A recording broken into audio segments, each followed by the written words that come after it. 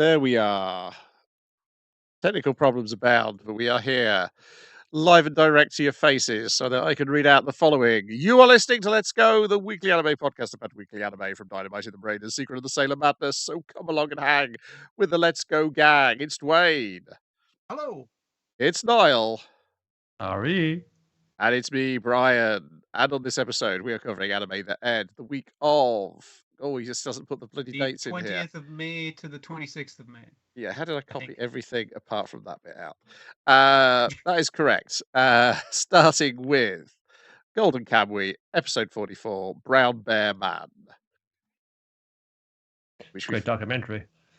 It is. This is the second bear-related man they've encountered, but one was too hot for TV. You'll have to watch an OVA. Yeah, I was thinking it was this man. It was the man we were expecting, but obviously this is a different brown bear man. Yeah. Bears factored quite heavily. You know, if not hunting them, you're becoming them. Mm-hmm. Yes, or fucking them in the case of the OVA. Right. But that's not our problem right now. We got to figure out a way to make money fast, because we're trying to just be money for the road, on the run. We got to put together a plan to find a goal by ourselves. But they get kind of, I guess, slightly distracted, and it's like, wait a minute, we could get rid of this whole tattoo malarkey. There's a guy making a load of gold in the woods, panning for gold. We should go back to Sugimoto, back to his old ways of trying to get rich quick by working hard for it, I guess, in this case, yeah. But there is a guy who is I guess in the opening is hanging off a cliff. I like the way Sugimoto kind of throws a surfer down to grab his hand when he could have just used his other hand. Yeah, but it's teamwork, you know. He's trying to make if he's gonna be on equals, he's gonna get involved in this adventure. Yeah. This is Master Hater. Well, they call him Master because he's like a pretty dab hand at the old panning for gold. And actually, he's gone past panning for gold. He's on the brand new shit that's much more efficient. And it's him. There's all of his friends, all of his friends and family who are in this encounter with us, and are definitely talking to everybody, and they aren't just talking to him. It is after the reveal, which we get to. It is fun going back and watching those scenes again, because you're just like, oh yeah, fucking yeah, that works out really well. It changes the context of it on a second viewing, which is quite good. I think it worked better in the comic than it did here. But then again, I knew about it coming in, but it just kind of seems because it kind of stays on some of those shots a bit a little longer, whereas when you're kind of reading through it, you might kind of just not take that into account. You know, that's kind of lingering here. I mean, the thing about a lot of those lingering shots is they're trying to show something is wrong. Something's not quite fucking right.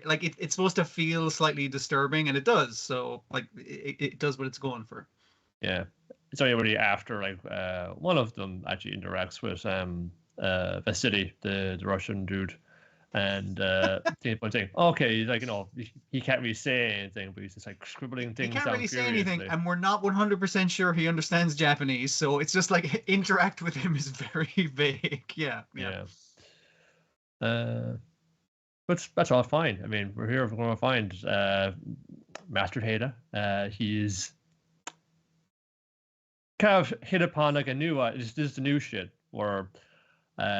Everyone with trying to mine for gold, is usually stuck in the stuff called white gold, but it's actually platinum, and usually can't be done for nothing. But there's a guy. It'll just ruin your materials. But there's a guy who found out that the West fountain pens use little platinum nibs, so he'll pay nearly the same price for gold for the same weight of platinum, and the price is only going up.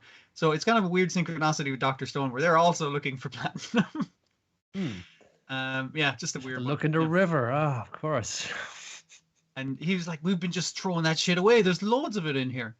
And he has a different method from panning, which is slightly better, which is just a little glass box that he could look through and see it shining on the bottom, rather than freezing your goddamn fingers panning for gold, as pointed helpfully out by his dad. Yep. It's that's a fool's way to do it. Yeah. You also hear there's a bear. There's a man-eating bear, a Wen Kamuy, stalking around these woods. So you gotta watch out for it. No, there's actually a reward for anybody who hunt it down and kill it. Because apparently it's been killing people who are panning for gold. And so my initial thing is like, this family are dressing up as a bear and murdering any of their competitors for panning for platinum, not gold. But yeah, and I was just like, that's what's happening. I see what's happening. And they all appear to be a little bit crazy and unhinged. So yeah, that's totally the way it's going. I was wrong. So yeah. Yeah, a surface figure it out one day. There's like no bear tracks here. There's some like a man's footprints there before, like no fun. Oh, maybe there's just like a really like bear with really narrow fetus for everyone say no, it's not Sugimoto. Get your fucking eyes off that dude. He's a weirdo, and it's like he's also like got the little like tobacco pouch that I knew man Trish knew. Everyone saying where'd you get that from? Oh, I was friends with some I knew, and they totally gave me this as a gift for helping him out. Yes, nothing untoward about that at all. No. I mean, like he definitely interacted with him because he does know the name of the Wen Kamuy, is it? Wen Kamuy, like the bad god. A bear that has eaten human flesh and therefore must be killed because destroyed. Yeah. So yeah, I think this is everyone just a little bit off. I don't even like it's like we see these sketches of one thing because like the big sister now who's there up the sister like, to his brother's wife or yeah. The fun saying, "Ooh, draw me like one of your French girls, won't you?" And he's just like confessing, saying, yeah. And it's just like fun saying, and just drawing to be a sexy lady. Fun saying, "No, it's not. It's Master Hater. He's fucking buck ass naked, and he's got one of the prisoner tattoos. This has escalated quite quickly. Oh shit." And that's escalating from the weirdness that's going around where we see that his brother is getting killed by a bear and he's trying to make out with the wife. It's like, you're my wife now. And it's just like, no, I can't be. And her face gets torn off by a bear. It's like, wow, this is going really badly. It's like, yep, it's going really badly again because this isn't the first time this has happened for Haida. Yeah, the lads were up, Master Hater, what's going on? You're right, fun. Stay back. There's a bear. Fun say, no, man, there's no fucking bear around here. Fun say, does make any sense? Someone else asked you. Fun say, no, it's a bear, and the bear is inside me. And it even had like the horror story thing of where your man finding his wife being drawn. Like one of the French girls, and he's like, I thought we got rid of that bag. Why is it here again? And he's like, oh, I thought I got rid of this bag you've been carrying this entire time, and in the bag is a bear skin. And it's just like the bear skin falls on him, and now he's the bear. I think he breaks Sugimoto's arm by the look of it. It's pretty nasty looking. He's got that psycho strength, you see. I thought it was like strength of the bear, speed of the wolf, that kind of thing. Yeah. Oh, right, maybe it could be. Yeah. Well, as well, there are also those old like folkloric things where you wear the pelt of the animal, you take on your imbued characteristics. You're silky, or that like I think with the Wen Kamuy thing, like, and as they point out, as Serper points out later, is like Wen Kamuy is not a bad thing. It needs to be stopped, but it's considered like an honor. You're going to go to the best heaven or that kind of thing, but he's interpreted the worst possible way, and he's more like a werewolf. He's interpreted as a monstrous werewolf type situation. So he's taken his own biases and applied them to different cultures' ideas about this creature. Yeah. I think it's specifically that I think your author is drawing on the similarity of the sound of Wen Kamuy to Wendigo. Yeah, definitely. Yeah. Like a Wendigo, and the idea werewolf, that kind of thing. Yeah. The greed is what's going to turn you into a monster, which is tying in with the greed for the gold here. Exactly, his own personal greed for the gold, his own personal trauma that he's attached to this mythological creature, which has none of that in its legend. Yeah, it's as well, like, when we get his backstory of how he was in the prison, he's like already exhibiting like multiple personalities. He said there are like all these people that are inside me, and some of them are not so nice. So they kind of presumes like that one of these things could be inside me right now. Could be, maybe it's not like a person, it's a thing, and you got like how this like completely compounds his trauma altogether. Yeah. His backstory, as we learn from the worst detective in the show, who has the information in this case, but is unable to use it in any useful possible way. Where he's kind of like, this guy, he basically got a bear. He took a bear's kill that had been storing up for winter and put it in his family's house, so the bear would go kill the family, kind of thing. And he's kind of like, yeah, I guess I killed my family, and that kind of drove him mad. So he has all these different, I guess, like DID of his family in his head, and also a bear, because he's the one who did it. And so he has this thing where he goes through the entire process of his whole family being killed. He takes the form of the bear, and as we see in the opening, the bear is killed and like explodes and spreads apart, and then he becomes him again, and I assume gathers his family together again, and the same process happens over and over. Yeah, that's a cool bit for we're flashing through all the scenes. We've said of these people who are definitely there, and they've all like have his very distinctive face superimposed on them. It's like Yeah, his wide-eyed vacant kind of stare. It's kind of gonna by being John Malkovich. It's just like they're all full in the frame. It's quite well done as well, because while fighting Sugimoto as a bear, he's trying to lead the bear version of him into one of the poisonous arrow traps that they established earlier on. So he can shoot the bear himself. And I like, and much in all, it's the thing of playing someone with DID as the psycho killer kind of thing isn't great. It is the thing of, they're all kind of like, it's a very sad thing. They're all like, oh no, we need to save this guy. Oh fuck, that sucks. This is a bad situation. Like he's a mentally ill guy. Like it's not. Yeah, not his fault, basically. It's much more kind of tragic. It's like, it is more kind of lucid things. He just seems like, fun and saying, oh, that's this little potato man. He's actually like really skillful at this thing. So you wouldn't think to look at him, but he's quite the gold miner. Yeah. It's I like the way it is presented tragically. Yeah. Yeah, it's saying that as I said, the kind of the gold, it drives people mad. It's in the title. Maybe this gold could be some kind of like god that gets inside him as well. Maybe it's a bad god. Ooh. Yeah. Maybe gold drives you mad as well. Shot of every major player after the gold kind of thing. It's just like, yep, pretty much. A lot of crazy people out there. Yeah. And then the punchline is that they're discussing how God might turn people mad, and we cut to Shiriashi trying to speak to a dead body and get it Please tell me how to get the white gold, master. Yeah, it's just like he just wants to get rich. Dwayne, you've gone very tinny almost immediately as we started streaming. So I think it might be either your connection or your wire. Great. Sorry. Yeah. Have you got it? Lift up your microphone a second just to see how you got your wire on your microphone. A bit higher than that, so I can see the wires. Okay, looks fine. Sparking. How was supposed to do that? Fucking guy. It's like underlights. Sorry, dude. That's all right. It's just the last bit. Niall sounded super warm, and you said it like you're in a tin can. Better or worse now, or exactly the same.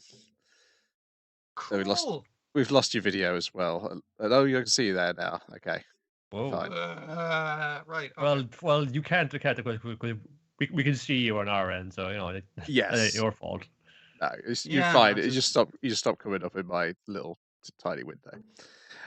Anyway, Heavenly Delusion, Tengoku Daimakyo, episode 8, Their Choices, in which we learned that the nudity of 2 episodes ago was very important for the mystery, because we learned things here which may not be correct from the point of view of the person who's explaining them to our heroes.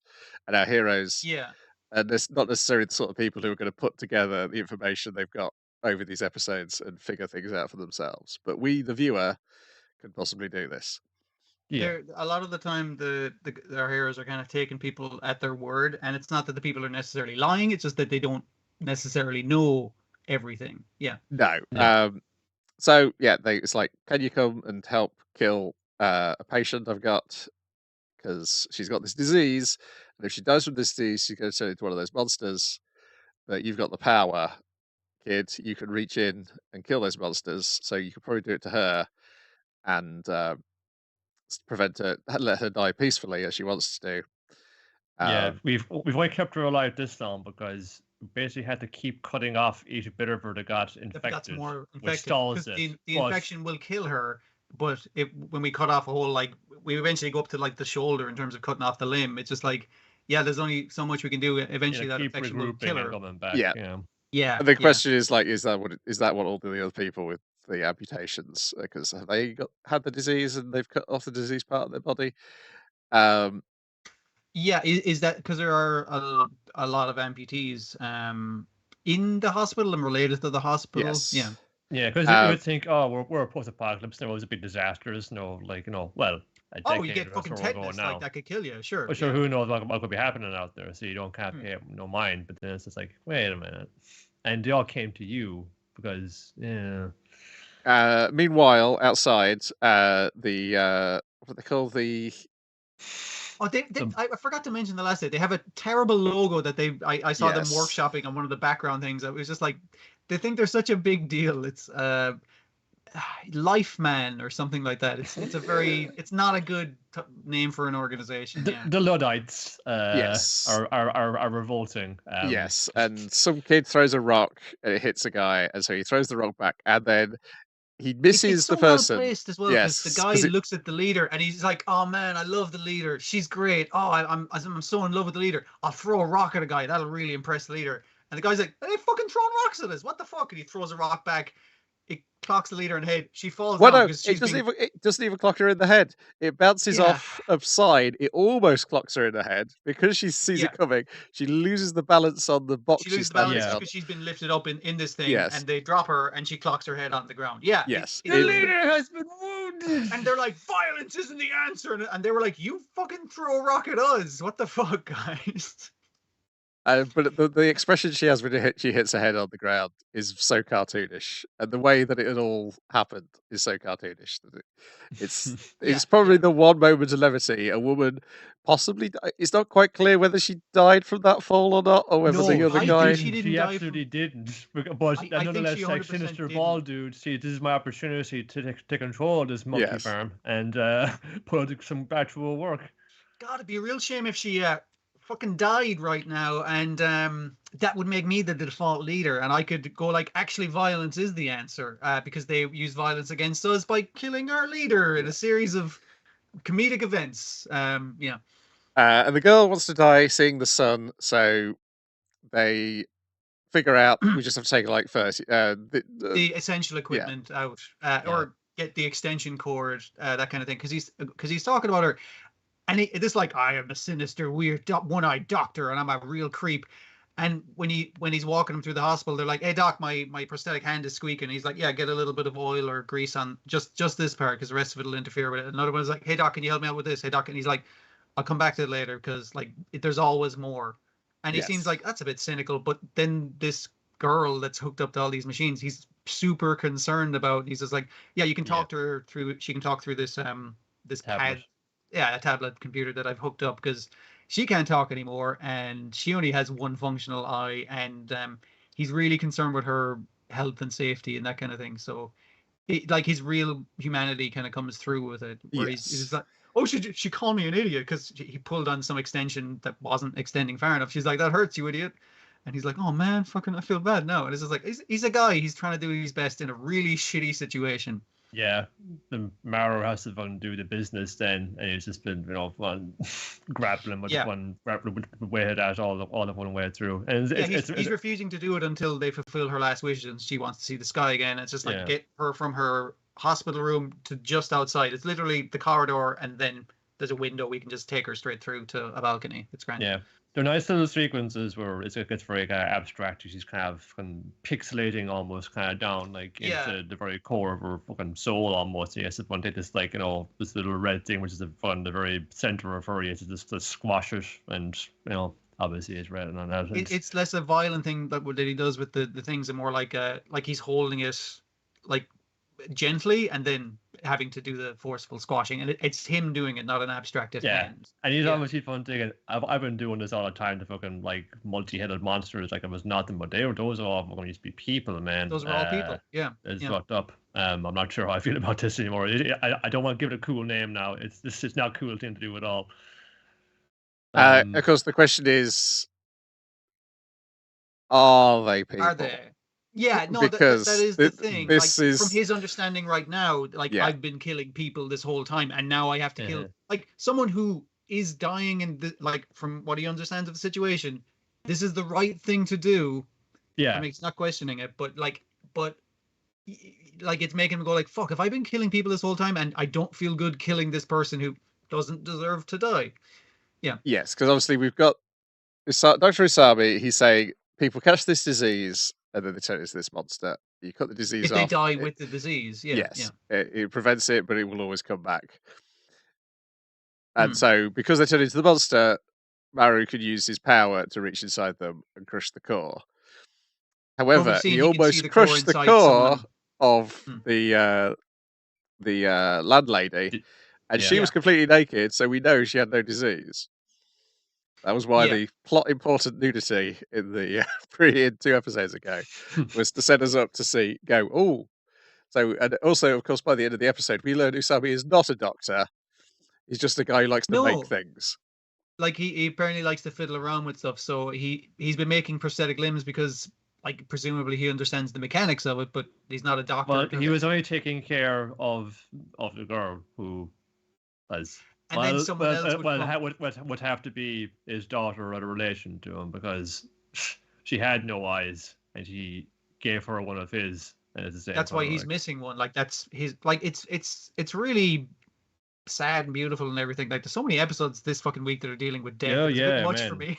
Yeah, it's it's like, you know, fun. There's a last message from like that she thought out on the tablet screen. It was, and thank you for everything. Thank you for giving me eye. Thank you for love. Thank you for taking all of this. I love you. And then everything he's been holding back, like you were saying, is very brusque nature with the rest of the patients earlier. He's had to be that way, because if he doesn't, he's just going to break, and break he does. Yeah, right there. But like, yeah, we find out, like, basically more because he was helping this one girl. Other people came to him and was like, "Hey doc, can you help me get like a prosthetic leg or hand?" And he's like, "I'm not a doctor, but yeah, I could knock you together one of those." And it made her happy for him to help people, so he kept doing it. And he'd forgotten that was the reason why he'd done it so far. But while they're doing this heartfelt thing, there's like, what's all the noise happening in the hospital? The hospital is being attacked by the by the cult. I think that you can call them a cult now, can you? Is it official? Yes. Well, it's to talk about a new world order by the end of it. So yeah, probably like very zealous in that manner. I was wondering about the ball guy who took over from the leader when she died due to the accident. Their inside guy in the basement like comes over. It's like, hey guys, over here, you can come in through the basement. They blocked off the things, like he was about to tell him, but they cut his neck immediately. And I was like, did they know he was on their side, or is this just a good excuse to start the blood spill? I'm not sure it mattered to her one at the moment. Stage. She was like, you know, it's like his right hand. You know, she does all the stabbings. I think she just gotta kick this off. No, this guy's coming right at me. So fucking all right, I'm in. And look at them, they come to attack us. Let's rush them. Yeah. But yeah, so the hospital is being evacuated while all this heartfelt stuff is happening. And we do see, like, everyone gets, pretty much except for that one guy, everyone gets out. Which is good. And it was even the doc kind of at the end, the not doctor at the end, is kind of saying, it's like, yeah, it's fine. Like, the facility, most of the facilities there were just being used to keep her alive. The rest of these people are okay. Like, they can go to this colony down here. We'll be grand. I just got a barrier. I'll see you guys in like 5 minutes. Is that cool? Because they're all like, oh, is she okay? And he's holding her corpse, and he's like, no, I gotta go bury her. And they're like, oh fuck, sorry, you know, that sucks. And that's a tough scene. That's a really fucking tough one as well. Yeah. Yes, because he shoots himself in the head. They run upstairs and find him, and then that's when Maru's like, "My power only kills people. It's no good," and has to explain. And as they found out, like, from the people, like, they do recognize the handsome young doctor who they've met before. That's the final thing, is they revealed that Robin is also wandering around pretending to be a doctor. So I'm not like the doc who shot himself just there. I'm not like Robin. I don't save people. I kill people. That's all I can fucking do. And she's he's trying to console him, saying, you know, that's not how it is. You're saving people by killing these monsters. You're doing the right fucking thing. which we don't know yet. But yeah, it's really tough. Like, and him trying to muster the courage to shoot himself while a fucking crow is watching. It's just like, oh, that's really fucking nasty. Because the crow's just like, am I getting some? It's an animal. It's not malicious intent or anything, but it is kind of like, oh Jesus, that's really fucking rough. That was a very well done scene, but really really tough one to watch. Yeah. Well, crow's a harbinger of doom after all. So. A harbinger of death. It's a carrion bird. Yeah, yeah. Yeah, and of course Kiriko is so enamored with Robin. At no point do they question why is he passing himself off as a doctor. Yeah, he didn't show any doctor inclinations before. I don't recognize that guy. I'd recognize a guy with a giant scar on his head like that, like as if he had some sort of brain transplant or something. Just an example. I do recognize the handsome young doctor though. I was just like, is it him? Did he figure out how to switch his own brains? 1, 2, 3. Oh, no. Yeah. Gotta get the land just right. You don't want it to go backwards. Been practicing the wet paper bin all week. I'm sure I get this. And then we go back to the school where the one with the eyebrows is having another vision where she's in a spooky dark cave. But a friend is there with you, and all is well. Then I can't remember who the friend was or why they're in such a good mood. They remember they had a good dream. That's about it. Yeah. I assume it's going to turn out that they shouldn't be dreaming. Or they've all been having the same dream. But of course, the places we've seen this disease before is in this period or location in the school, and with the former the woman who we've seen dying of the disease in their flashbacks. Yeah. Yeah, and the thing is, even if the not doctor was wrong to be cutting off people's limbs and stuff from this disease, if the disease even turns you into monsters, we don't know for sure. But these are people working with the best information they got in a post-apocalypse, which is to say not very well, but trying their best. Yeah, I guess Maru, we haven't really had the explanation of how Maru could reach into people and crush their cause, monsters rather, because the reaching into people seems a new development, which I don't think he has quite figured the implications of that out beyond that he's not a fan of it. So is like we don't know the specifics of it yet, but is he like something made to clean up this facility's mistakes or something like that, or is he another result of this facility? Yeah. Has that been something that has like come into contact or is related to the spread or the propagation of whatever this is? Because remember, if you tried to do it on a feral bear, thinking it was a monster, and it didn't work. So it isn't just you can dive into any living thing. It has to be something that's been touched by this in some way, affected by it in some regard. Yeah. Then we've got Hell's Paradise, episode 8, Student and Master. Speaking of death, remember that guy you see, die with sword against a tree in the opening credits? Let's get all this story out of the way so you can feel like a bit of a bad for him when it happens. It's a thing that's like, I generally don't like killing off of characters when it doesn't, because like people die all the time for no reason, but in narrative it needs to happen for a narrative purpose. And in this, kind of by explaining his backstory, why, like at a point where he's bleeding out and they still show you more backstory fucking after, it goes like why he made that decision. So it's kind of like, no, it's telling you why he sacrificed himself. It's why he put himself on the line like that.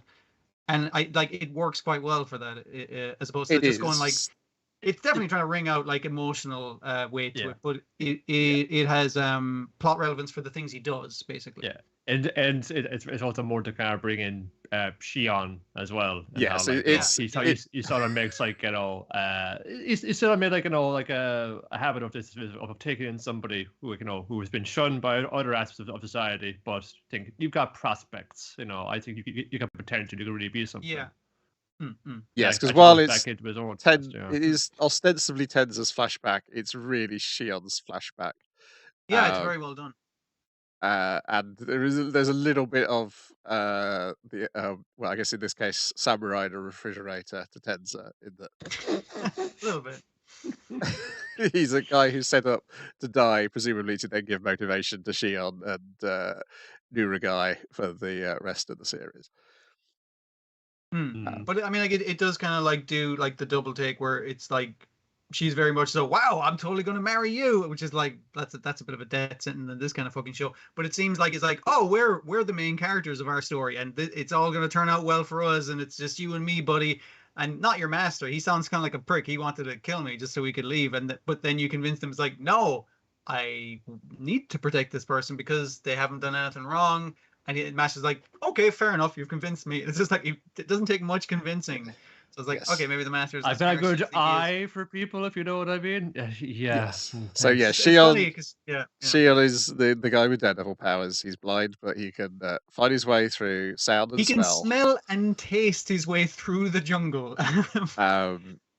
And he was yes. he'd kill the one trying to seduce him because it's just like, well, you're breaking the rules. You get head chopped off. Not sure if that was before or after the act, but he was about to take the boat out, but he was like, using my daredevil senses, there's no way off this fucking island except for that one route which is incredibly deadly. So, So I'll he gather came more back, people together. trying to find somebody who could see. Tenza's like, that's a great idea. Let's go and find that thing. Meanwhile, if this is after he's rescued them from being attacked by another one of these people who can shift between genders and regrow missing limbs, he saves them by hurling his sword through the jungle, finishing off chopping the person's head off.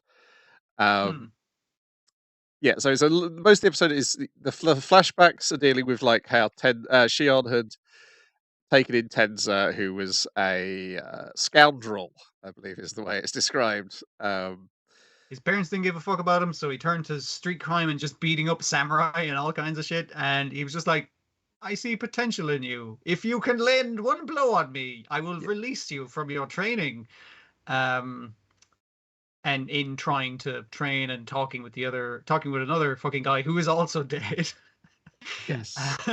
So essentially, the reason Shion was did so well training Tenza is because in the past he was so focused on his own training that he failed to train an earlier apprentice, and he went bad, and he ended up having to behead him. He became a guy up on the chopping block that he specifically had to fucking chop. And he's like, can't let that happen again. I'm going to really get into training like recruits and newbies and that kind of shit. Yes, and obviously Tenza knows this, so he knows that Shion is going to be a soft touch to Nuragai's situation. Even though Shion's like, yeah, we're the swords. The They don't have swords any can't emotion decide who behind to them. kill. They just obey the law. But if you could convince me, I'll put my sword away. The law decided by the people of the age in which they're living in it. So is this kind of you can't see this is actually making up your stuff no matter where you go. So yes, it's the samurai and the oath and everything bluster of it's just like, I am a sword to be used to obey the law, and that's the only fucking thing. But you do know that I am a guy who does like people and does care about people. So convince me, I think we get a clearer view with this immortal person that their immortality is somehow related to plants. So presumably it's also somehow related to the Groot creature from the previous episode. We know that's what happens with the bodies of people who are there anyway. They turn into living plant people afterwards, so they become immortal in a fashion, but with far less control over it. They seem happy about the situation, but Yeah, but if you do it right or do it out for long enough, anyway, you can become one of these like higher beings. That's interesting too, as well. Like because there's going to be a couple of these. We'll have because I guess like a male and female voice actor for each side of it. Oh, it could be some interesting kind of like pop team epic style pairings here if you look closely enough. That's fun. So they catch back up again with our samurais and criminal, and Tenza has annoyed them so much that they say they're going to kill Tenza even though they need them alive technically to create a tan, whatever that will be. I assume they will explain that later. They were really, the reason why they can run to them on the beach no was kind of like, hey, there was loads of noise in the fucking woods. Also, there's a bunch of the dead big monster guys. It's like, that's unusual. I don't like weird, unusual things. Stop it. It's just annoyed with them more so than anything. And the fact that they keep running away. You're making a scene, sirs and madam. You know, gets its head chopped off, like fucking running through the woods after they're escaping, and then it's running alongside him. It's like, why are you running away? That's really annoying. Stop it. Just stand still so I can kill you normally. And then Tenza sacrifices himself so Shion and Nuragai can get away. And they both have to get this across with both of their throats slashed because neither of them can fucking talk right now. Yeah. And yeah, holds off the immortal monster by just punching it repeatedly in the face. Goes down swinging. Because it had already adapted to his sword techniques. Where, you know, it's like, you're gonna chop off my limbs and head. It's like, yeah, I'm good for that now. So doing the super move, doing the super choppy thing is like, that's not gonna affect me right now. So you haven't been beating the shit out of you, have you? Yeah, this was the first point where I realized, even though we've had a guy use fire powers already in it, I was like, fire would probably be a really good idea fighting immortal plant monsters. That comes up. And it was like, no, sometimes fire isn't the best thing to use against these things. Let's see you later. And it's a little bit like when they introduced the concept of haki in One Piece and saying, oh, we've been seeing this all along, as it's being displayed in different ways. I see. So we leave him a bloody mess on the jungle floor while our other two heroes escape.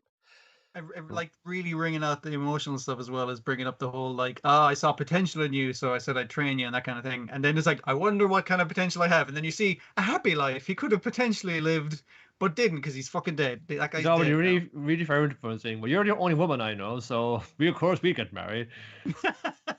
Yeah. I mean, like, she has been proposing to him several times as well. So. Well, just fucking around with him, like, but you know. Yeah, I mean, but he's. But maybe she saw life too outside this island. You know, someone who finally saw for who she was. Yeah. I think it does a good job of like killing off a guy and making you feel bad for it, but also making that matter, making his past matter. And like you say, it's half the other guy's backstory as well, or enough of his backstory that you get him as a character and will now understand his motivations going on. Revenge for killing my apprentice. Then we got Chibi Godzilla raids again, episode 7. All Chibi monsters attack. Because we need a little break between more death. In which Chibi Godzilla, Chibi Ghidorah, and Chibi Anguirus go around Chibi Mechagodzilla's, I guess, wooden log cabin that he lives in, and destroys toys. Yeah, he's built a very nice little cityscape, and the monsters, they can't resist a good cityscape for wrecking. I think that's pretty much it. Just various. We get super realistic drawings of Chibi Godzilla and Chibi Mechagodzilla, which I think is when he gets frustrated. I do like the subtitle saying stuff like sad, mournful roar for Anguirus and that kind of stuff. That is a good bit of comedy. That's a little extra, but this is more like prop comedy. It's like, hey, what's the most fun way to eat a train? You know, this is like that kind of way. Yeah. Yes.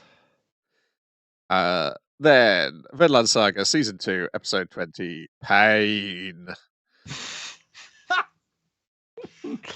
Straight into it, you know. But how's it going for Kettle's lads? Oh, they're just getting dismembered. One dude's had, like, you know, his eyes are even gouged out. Because that bit of his head got kind of cleaved in, and he's just going, my eyes. Is Badger lucky or unlucky? Like, lucky. Definitely a little unlucky, but he hasn't died yet, despite all that has been done. Yeah, well, the arm is off, but the arm isn't there anymore to feel pain in. So really, it's probably a mercy. I mean, compared to some of the other guys who've just been, you know, again, they've got bits pouring out of them. Not so good. Yeah, a lot of people doing less well than Badger, I guess. Yom's Vikings just kill loads of people. They're fairly unstoppable, and also. I think towards the end, we also learn they're not obeying Canute's orders. I mean, like, we see that kind of as we see Kettle seemingly get fucking decapitated as that goes flying, and is my lord. I think Kettle's one of my men has killed Kettle. What I think is Kettle, and he's like, hey, I said to fucking take him alive. He's like, I'll go have a word with. Yes, because it's quite early on because Wolf has to not be here because it's basically go and tell them that the orders were to capture Kettle and also tell them to stop attacking the backs of fleeing soldiers. Which is like Thorgil's like sneak mission. Is just like, oh, it's all going fucking well. Look, he fucking walked away. Brilliant. Oh, he's fucked now. He's like fucking Wile E. Coyote to go up behind him. Yes. Do you think he heard about the last king of the Danes being like decapitated, and he's like, oh, I'm gonna fucking get in the history books for this. I'm gonna do the second decapitation in not that many years, actually. Yeah, that's a pretty good going. So Thorgil rushes out, attacks Canute. Canute senses him, blocks the blow, but as the sword is completely bust through due to the attack. A bit he of also back and manages forth. to dispatch the two guys, the other two, because they didn't leave Canute on his own. They had two guards, but this is Thorgil, who was one of the elite motherfuckers, so he dispatches them pretty quick. But Canute is okay, but he's not as good as this guy. Yeah. No, but Wolf is. Wolf is better than this guy because Wolf will carry on choking a man while he's having his eyes pulled out. Yeah, that's and this is after the only reason he had to start choking him is because he threw his sword through his wrist. Yes. Good aim. That's why he's Canute's #1 man.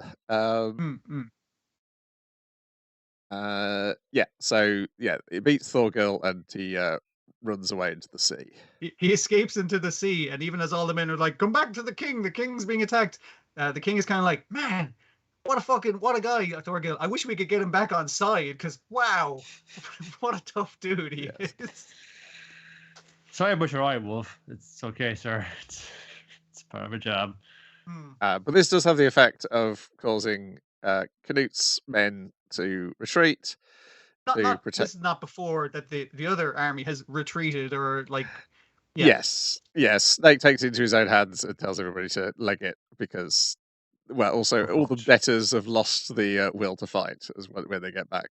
The only reason he can get Fox to move is it's like, Fox, carry Badger out of here. We're sounding the retreat because Fox is just, his knees are shaking, understandably. Yeah. The fight between between Badger and some random fucking Yams Viking is really well animated. Like the guy is like playing with him. It's very well. The physicality is great of it. It looks almost like it's got a very good rotoscoping. Yeah, that's what I was thinking as well. Like they're definitely using something because the weight is excellent in it. Yeah. And then far from the battlefield, dies. Not too far from the battlefield. Yeah. So some much quieter tragedy is unfolding.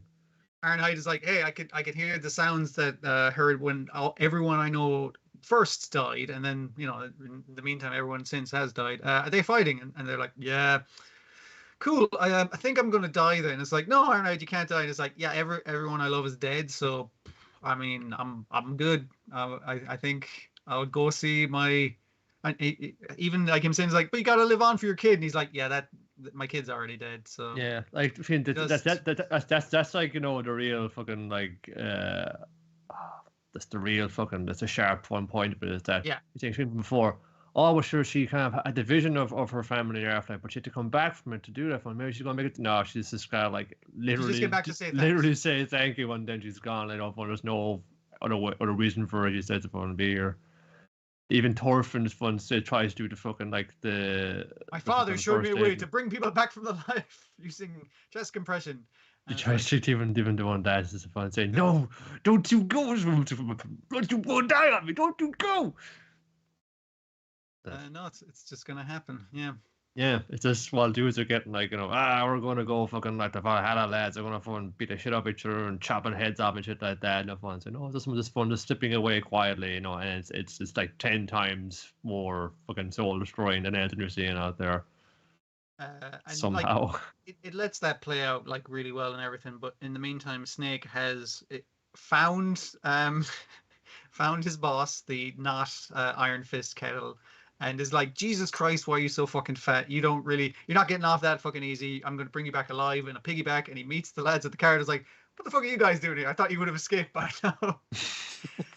Which is very bad timing because obviously we have our boy who's finally admitted to Ironhide that he loved her and is now, that's the motherfucker who killed her on Snake's back. I could go kill him right now, but as Thorfinn points out, that's not going to solve anything. It's not going to help. It's just killing just makes things worse. Would you fucking believe? It's just done. It's if that one was done now, and we're not left again, like with even less than we had before. Because we came out fun thing, we were fun, like, come out on this, but all bananas, but saying no, we had to fun, like, do a fun this way around, and you wind up with so much death because killing always, like, it always, like, it always costs something. It'll cost like someone their life, but it'll also cost you just for the party yourself. It'll cost you your life or someone else's life in turn. There's nothing ever free about it. It seems like actually when you get down to one of the worst possible like trades you could get. Yeah. So it's how do we stop this trade?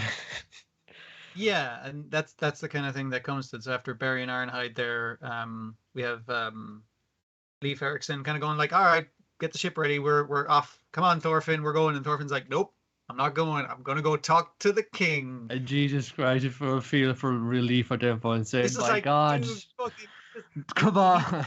He's like, please, just come back with me this time. Like, we've been through this before. We don't have to fucking do this. But like Thorfinn, like, and I think it's like the way he's carrying himself and the way he's talking. Like, it obviously, it's not doing like a flash between or anything. It's more like he's like his father. He gets the meaning of death, and he's like, he convinces Leif. It's like, no, I'm just gonna fucking talk. Well, he can get out of there alive. He also uses Leif's own words against him by saying, he does. Yeah, he understands what Leif was trying to say all that fucking time ago. Yeah, because he also told that to Ironhide as she was dying. It's like, because Ironhide's like, the world is fuck kind of thing. It's like, there's a place across the water where there's no wars or slavers called Vinland.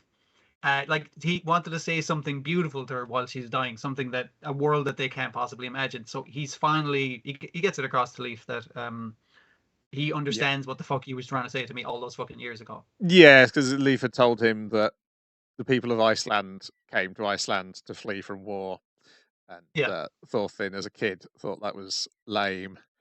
That's what cowards do. And it's like, oh, I get it now. That's very sensible of them. Yes, yeah, like a certain certain branch of Vinland Saga viewers who they don't like the next episode, and they really won't like the episode after that.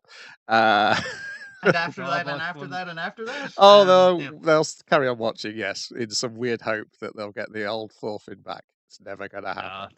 No, just stuck, man. Fun in the life, fun. They want to be in the life. Fun saying this is about getting out of the life. Yeah. I feel like the next two episodes should put any hope in their heart to rest that they're going to get the old Thorfinn back. Yeah, so he's off to go and speak to his old buddy Canute. Because basically he's trying to be like, yeah, the enemy leader isn't dead and there's still motherfuckers there, so Canute has to cleanse the thing. It's like, can I negotiate this peacefully without any more bloodshed? That's the best we can do in this situation. Yeah. And also, like, he says to Leif, I'm going to try and get back alive. I think I can get back alive.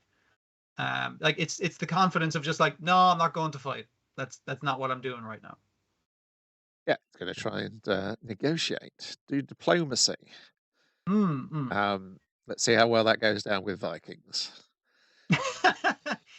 Well, I mean, like, with Canute, it seems like the most likely to work, but he's having to use Viking rules to enact like the might makes right kind of fucking thing. Yes, but if I just do it Vikingly enough, I can stop Vikings from existing. That would be that's true, and it would help if we had Vikings who would follow orders, because that's clearly the dangling, like, all these little dangling threads of like these Yelms Vikings. That something's going to be done about them at some point. We Fox's observation at the start where we get, I guess, his backstory. He's like, yeah, I killed that fucking Lord's son because he was a real piece of shit, and that's why I've been on the run this whole fucking time, and I've killed like 36 men, but I look at these motherfuckers and I'm just like, Oh, they like it. They like killing people, and they've probably killed a lot more than I He killed 36 in a fucking short weekend. That's what he did. Yeah, like they've been killing people, that amount of people for years and years. Yeah. Yeah. Yeah, and because essentially these are quote unquote the baddies of the story. Floppy is the guy who set Thorfinn's dad up to die in the first place. Of course, he now seems a little bit more pathetic than he did really early on in the series. Yeah,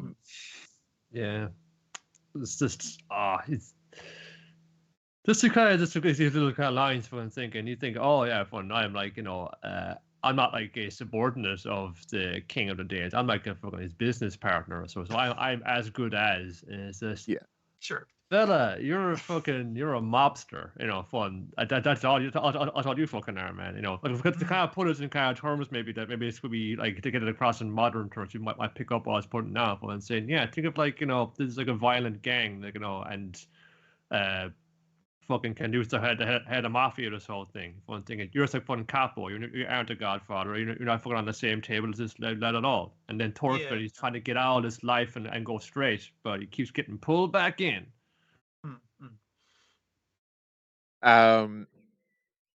Yeah, and also this telling thing of like, that's Thorgil's a man he can use just in the right situation.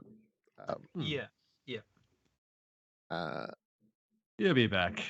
We haven't seen the last of him. I'll inspire a few sea monster legends. Then we've got Marginal Service episode 7. Making up is the beginning of another fight, in which we get the sordid backstory of our Rock and Jason Statham characters, as they clearly are at this point, because there's a scene out of Hobbs and Shaw in this cartoon. Just wearing it on your sleeve, just making it obvious as fuck. I thought it was going to be like a setup that they weren't actually in each other's backstories and he was just manipulating it, but it's like, no, they are. Yeah, so essentially... But the people who your loved ones who you thought were dead were actually survived, because we didn't see nobody, did we? It's the super happy ending, even though they have to fight as manly men against each other. Yeah, so Robin thinks that, well, basically, Rubber Suit explains, like, well, he ties them up and sings songs at them to begin with. He's like, even your man going, like, just kill me, just kill me. He's like, no, it's like, you'll know what the plan is once your friends show up, and he's just there playing bass at him. And they both, like, and again, the amount of scenes that are mirrored where they're both trying to escape using a nail to pick the lock, but they both realize they're too fucking stupid to pick a lock, so they just use brute force to break the chains. It's like, oh, yeah, and the door was open. It's like, oh, and each of them, and including the other guys, when they get to the base, they're finding different sets of information that confirm stuff that I was just like, this is all very planted here. You're being led down this fucking narrative very handily by Rubber Suit. Just like some kind of video game. Yes. Yeah. So yes, Bolts thinks that, well, discovers that Robin was the one who killed his dog, and Robin discovers that Bolts was the one who killed his girlfriend. To be fair, his girlfriend did betray them, and then that got his dog killed. So there's a little more than just killing the dog, but it's the dog he's really... She wasn't betrayed. He was the best boy. She was just like, trying to fake her death because she was also a spy, and trying to figure out she can just go open a nice bar in the Mediterranean somewhere. And she explains in her fucking, like, her video monologue, explaining this stuff. Well, I tried to trick you. But if at any time in the Mediterranean, I'm not going to say which country, you drop on by, there's a logo. It's an island. And it's like, oh, this is your very unusual promo video we shot there, but I guess this, for this customer it'll work. And it starts between them. Obviously, they're kind of competing, escaping. They're both kind of across from each other, like beating up guards on the opposite sides of the cell block, where they're both flexing at each other, because neither of them are wearing shirts at this stage, of course, obviously. Yeah, that's the scene taken from Hobbs and Shaw. Yeah, it's still funny, but they then have to fight a giant octopus, and they both, like, kind of leave it off to the other guy to fight the giant octopus, but then they're both trying to eat it, and they had to split up and look for weapons, and then they split up and find information that makes them want to kill the other guy. There's a handgun right there for both of them, so they have, like, a terrible shootout where neither of them can hit each other at point blank range. No. That's because yeah. That's That's because they're both It's action very movie funny. characters, so they can't be hit by bullets. It wouldn't have the dramatic tension if they just managed to shoot each other with a handgun. That wouldn't be dramatic at all. They both have to run out of bullets at the exact same time and resort to punch. You know how this goes. Yes, you know Brian and Zeno show up, and because Zeno makes things worse, and then Brian. I was surprised with Zeno being good with dogs, or at least understanding dogs enough that if I throw the stick once and then throw it into the fucking bushes over there, we can just fucking leave. Which is a dick move, but at least it shows like he understands people a little, or dogs in this case. Well, yeah, because I people it off, and Brian's from, come on, we gotta find Robin and both. We got friends who are in danger for and saying, friends? Fucking, there's fucking the guys you gotta work with. I hate those motherfuckers. Being captured like this, God, I'm gonna write them up for this fucking misadventure, I tell you what. But say, dude, come on! Continuously being awful, yeah. Friendship has no place in the marginal service. Whereas his thing is like, I don't want to see two friends lose each other again, because I've seen that happen to me and my partner who were friends. We were friends. he slipped me fucking extra quid to buy that jacket I wanted, the jacket I wear to this day. And then he died, so I couldn't ever pay him back.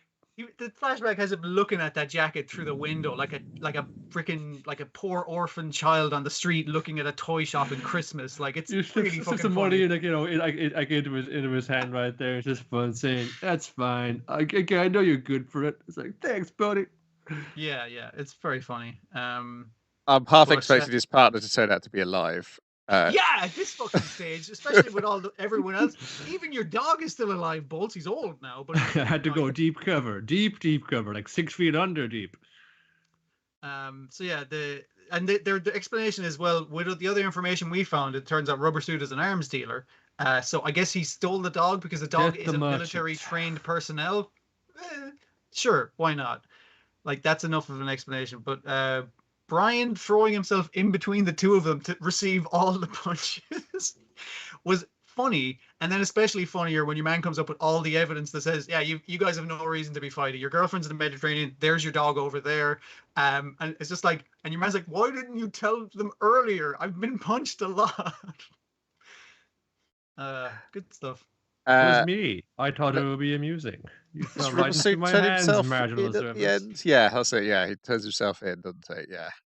He has, he does it, like, there's two marginal explosions. One is him getting punched in the face twice by both guys, and the other one is your man blowing up his entire base to reveal a giant peace flag. Is like, I surrender. What's his game? Peace is his game. Like, everyone all at the same fucking level. I just wanted to point it out to you guys. You guys have beef to be fighting, and I've eliminated the beef for you to be fighting. Peace. Peace is what I'm after. So that's we're exactly halfway through the series, and now it's time to throw a curveball and upend the premise. I would like it if Zeno remained a prick the entire fucking time. I'm sure he will. Pretty leaden. I thought it'd be like, a bit more oomph when it got down to the fist fight. But it was just no. Yeah. It wasn't really happening. It's doing the tropes, but it's not adding jokes to it like it has been. Not as many jokes. Also, it was not a very good looking episode. This is what I was referring to last week. Of like, this is animation tornado. Yeah, this is probably the worst one. Hell's Paradise had some rough looking spots in it as well. And as did this Vinland Saga or next week's Vinland Saga? I think it might be next week's Vinland Saga. It's got a few rough looking. I think this one looked pretty good overall. Spots, yeah. Yeah, it's just the point at which now it's around the 6 to 8 episodes. It starts to fall apart as opposed to 4 like it used to. Yeah, it is if it's kind of working with a limited sort of range of resources here. I needed to be more outrageous to try and compensate for it. Yeah. But I mean, there's some massive happening, but I never feel like it's I don't know. Like it has really kind of landing with it, But maybe that's the nature of a 2-1 game. This is just like an everyday fucking. This is a normal Tuesday for these guys in this line of work. So I don't know. Is a big blowout action movie, that kind of thing. But I feel like it needs to have more fun with the premise than that, if that's what it wants to do. So I've been fine. This is the only episode which has left me underwhelmed Yeah. of them. No, I'm So- saying that this kind of continues, But which I could see it doing. But yeah. even the ending I did enjoy, because the silly reveal of like, oh no, your girlfriend's still alive, she's living the murder chain, and also your dog's still alive as well. And then Yeah, the super just happy ending. That's fun. really old looking dog. But based against the tensions of the of like the idea of what the tensions of the episode was, to then deflate them so thoroughly at the Mm. end, Mm. did appeal to my sense of humor. But it is a bit poorly executed in that episode, particularly the fight. It's got I took the screenshot of the cross counter punch, and it's pretty rough looking. It's pretty limp. You'd think you'd be able to get the animators to step up to do a big shirtless manly fight. Timing, I'm sure you could if they had the time. That's the thing, yeah. If it was in a different place in the season or something, all the bodies. It's not like One Piece, where you go in every so often. You go to check in on One Piece, and it's like an orgy is happening, and they're all just trying to one up what the last thing was that somebody did. I checked in the King versus Zoro fight, and oh yeah, it's worth going back and watching the Sanji and Queen one as well, because it's a very different animation style. Saw but that as well. Fucking beautiful, yeah. But yeah, the King versus Zoro fight ends with them basically turning into coloured smears fighting each other. Yeah. They've become pure energy now. It's just like, I remember them. I think that happened. Yeah. Rainbow Bullet.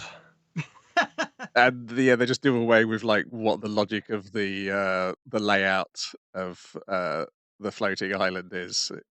It's as big as it needs to be for the fight. Yeah. At any it's point. More about vibes. Does this fight feel good? Yes. So we're good. Yeah. One Piece is. I think when Wano's done, you could write a hell of a lot of stuff about the insanity of some of the animation and how it just kept on trying to top itself over and over again. What it does feel like with One Piece as well, like, because you I see him on Twitter and everything talking about it. You have the different animators who are like, yeah, they let me do this episode, and you're letting new fucking talent like cut their teeth and go fucking crazy on it, and that's going to be like, there's going to be not a show that looks like the Queen versus Sanji fight, but that's going to be like a kind of style going forward in a different thing. It's just phenomenal enough. Some of them have grown up watching One Piece and are now working on it. Yeah, exactly. Of course, the problem is when you go somewhere which isn't Toei, you may not have the support to be able to do that. Yeah, that's true. But yeah. Meanwhile, over in Dr. Stone New World, episode 8, it is the trump card aboard the science vessel. Who could it be? I thought the trump card was the lab. No, that lab is no good if there's no one there to bring it to you. Who's good at hiding and stuff and is very small and distinctive and knows how the lay of the land? Ginro. He's there too, I suppose. But more importantly, Suika is there. We're going to need her to get out of lab. Before we all get all that though, we're going to get the skinny out of Amarella's one saying, "Well, what's your report, soldier?" Well, meant to be kind of like the bride of the master of the island. They've been doing this for quite a while now, and we're forbidden to leave here, and no one can kind of like we know about anything outside the island. Me and my friends tried to get out one time, but we were chased down by the two henchmen of the master, and they threw the light grenade at us. It's basically like a thing at the end of a rope, kind of like a bolo kind of thing. And it sets off and lets out a light. And anybody caught the light is turned to stone. Oh my goodness! How are we going to compete against this power? And it like hit everyone in the boat, all her friends in the boat, turned to stone. But it started like catching the end of her dreads, and it was going up along them, but she snapped it off. So that stopped it continuing. So it once it infects you, it'll continue along you, but also it does have a limited range. And Senku and stuff are like, fucking brilliant, there's rules. That means it's science and we can fucking beat it. All right, because we're the best at science, but the worst at luck, as we know. So, because they do, like, she's like, I've become the most beautiful girl on the island, so he'll pick me to marry. And then if it's an item, which I do know it is, I can steal it. And they're like, yeah, but if he has fighters, then you're going to need a girl who's gorgeous and can fight. It's like, where do we have one of those? Everyone looks at Kohaku. It's just like, and she's like, brilliant. I just need to win a cuteness competition. And they're all like, shit. which it's difficult to believe, but like, saying, wait, what? Isn't this enough? Isn't this fine? What? It's like technically you'd clean up well if you weren't such a fucking cave woman, right? Like just your entire personality is just like violence for the most part. I suppose, like when cartoons are going to be exaggeration versions of people. We don't know how often she's bathed, but it must be often enough. I mean, they're an aquatic village. They live out of the water, so I think they rinse themselves off pretty often. Swimming in the sea does not count as cleaning yourself off. That's not the same fucking thing. It's more than most people get. But yeah, between the lot of them, Senku knows, I guess, like chemistry, so he can do makeup, and obviously your man can work on the personality because he can play people. And we got the most beautiful woman in the village who knows how to do makeup and all that, and gets her a nice dress. And she's like, "This dress is good, but I don't think I can do combat." And puts on her sword and shield, and it's just like, no sword and shield for the beauty contest. All right, gotta accessorize. But to make makeup, we'll need the mobile lab from the ship. Mm. And we go check on the ship, and we've got. God, I meant to look at what pharaoh he's based on. But, he's a specific pharaoh as well. Yeah, the minister of the master, Ibarra. Because initially Senku was like, "Is that the master down there?" It's like, no, that's the first minister. He does all the legwork for the master, that kind of thing. Because he is very big. He's a very tall man. See, the hat I think is also throwing out a bit of perspective. The hat's adding a foot onto his height, but he's already like up above. He's already like fucking easy. Touching 7 feet. It feels like, Like he has to duck inside the doors of the ship before his hat. Like, so he has to duck quite a bit just to get his giant chef hat. I want to call it a chef hat, but I don't really know how to describe it other than a spiky mollusk chef hat. Yeah. Pharaoh's mitre. Yeah, specifically that.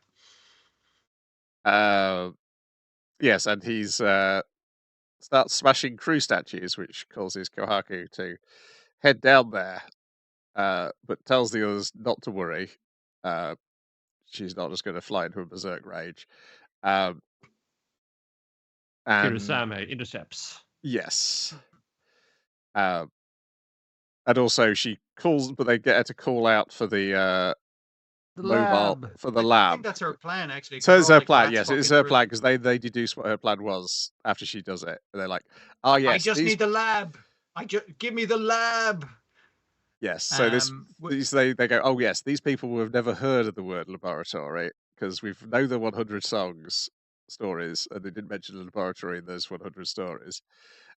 So anyone who does know about it, like for example, Ginro, who was underwater when that whole thing went down, so was far enough away, basically. Yes, because they've been listing off the people who they think would be a help by showing them as trading cards. We had like a Ryusri or a Francois lying around who would be set. Oh, that'd be a fucking good get. And Magma would be a good get because he's a big guy. He's like, "Get me the lab." Magma would be like, "Magma, get lab," and it's just like, yeah, perfect.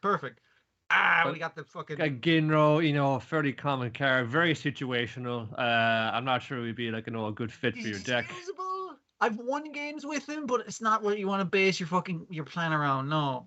You really need to rest these cards for it to be a real broken strategy. For see what we got, unfortunately. But we did get fun. God closes the door, but he opens the window. He did give us Suika. She's like hiding amongst the melons inside the greenhouse, unbeknownst to the raiders.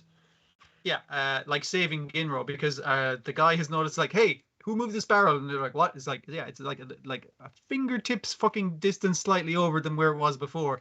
Okay, Jesus, he's fun gossy. You're already being anal about it. All right. Yeah, this guy's super paying attention for the master. Yeah. But then this woman starts running around shouting "lab," and so they're distracted by that. She gets into a fight with what's the name of the Kurosame. Kurosame, the cat lady who keeps some bags of crap tied around her neck. And I like the way Kaku has trouble fighting her because A, she doesn't have her sword, and B, this dress is doing nothing for her ability to fucking walk around in. So it's not that it's just like, oh, we need someone tougher to show up and thing. It's like Kaku is kind of hampered a good bit. Yes, and then Gen shows up and goes, "Look, I found your boyfriend Lab. Kiri, this is a misunderstanding. She was just calling for her boyfriend. Sorry, whenever there's another girl around, she gets like super jealous that someone's gonna go off with her boyfriend Lab, and she's like, "Ah, yes, my lover Lab, now to smooch you on the face." Where Pat one on me, big boy.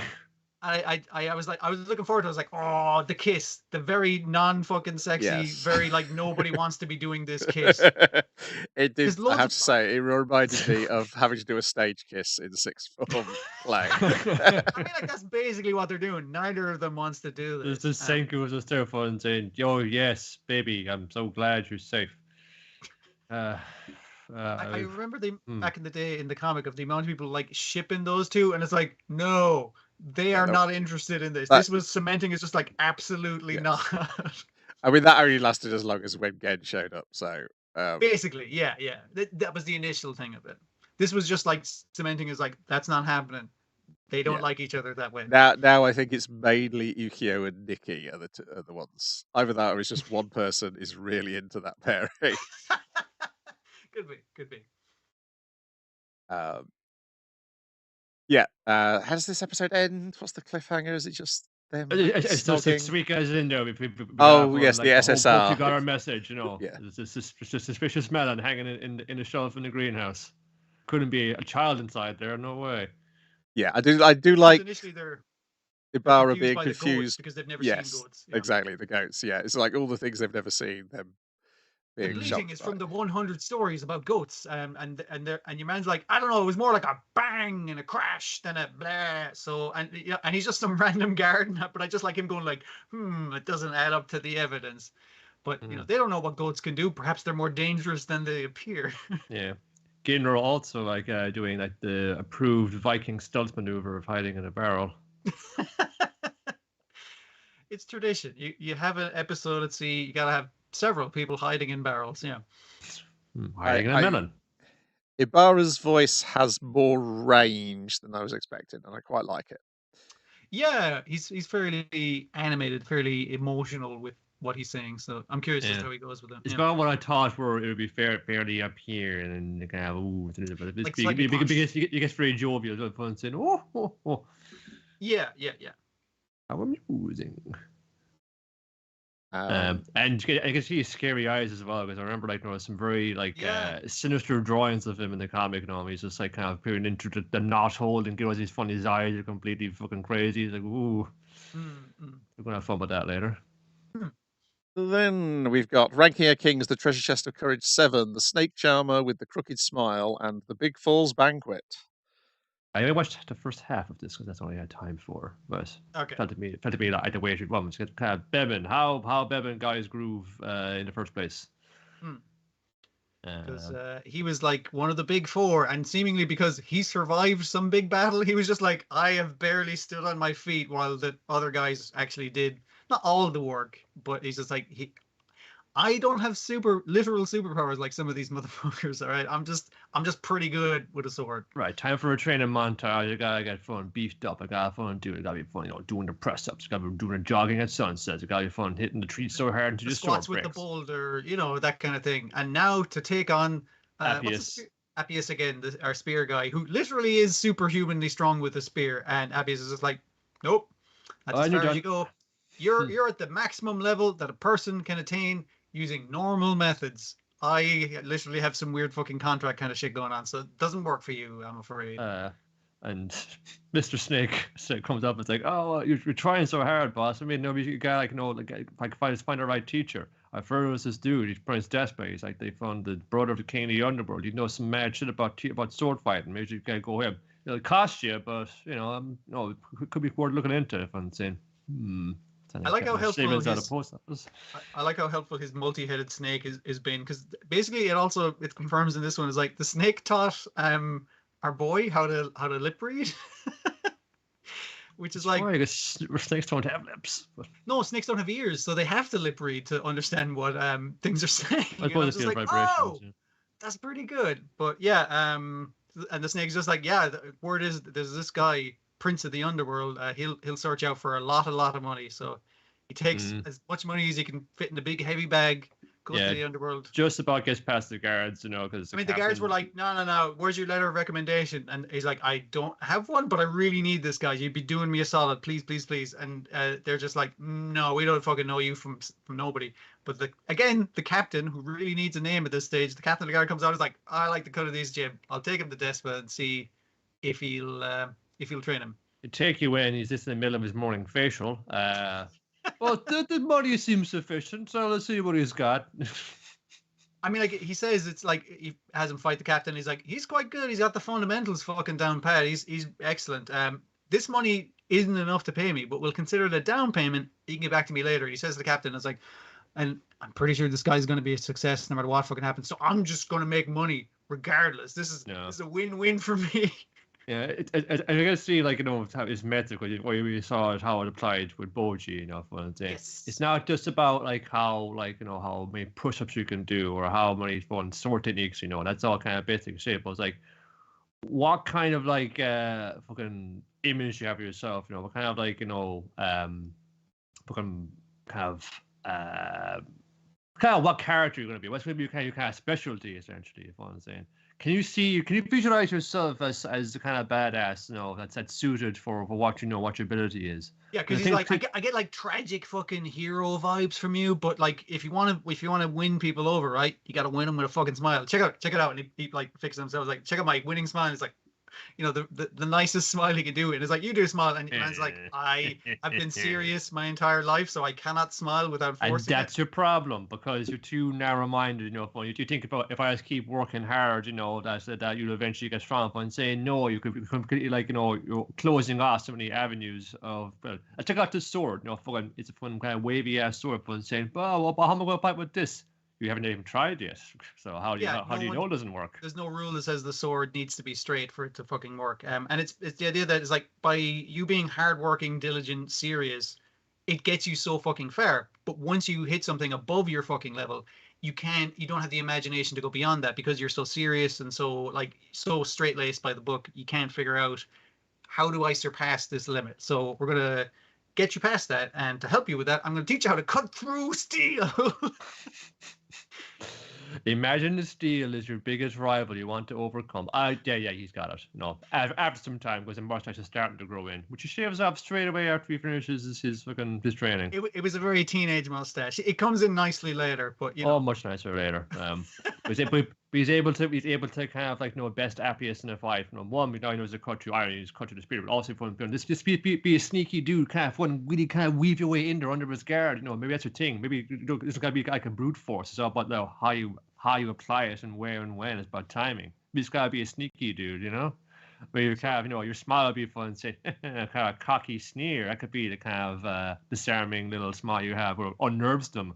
And it opened it with him writing a letter, and it ends with Bebin passing that letter on to Kage. Goes like, bring this to the Prince of the Underworld. Now Boji has a letter of recommendation, so he won't encounter the same trouble I fucking had.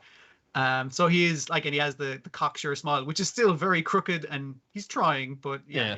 It's just as a stake was kind of saying, because he was doubtful of fun. Boji can't be the king, For I think dies for people and saying, but Bebin, yourself, there's different kinds of strength out there. If I'm saying, yeah.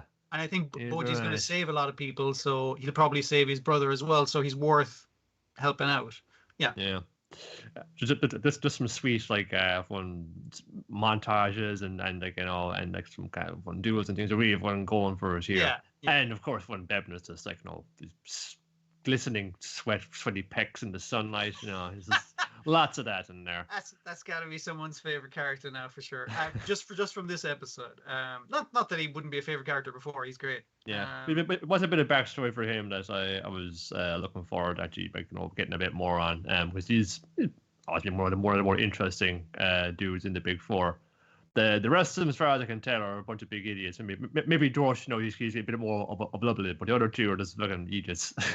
Yeah, that's the thing in part 2. The king's like, all right, lads, you're the Big Four. I'm going to put you in charge of putting together the castle and getting all the shit sorted out. That cool?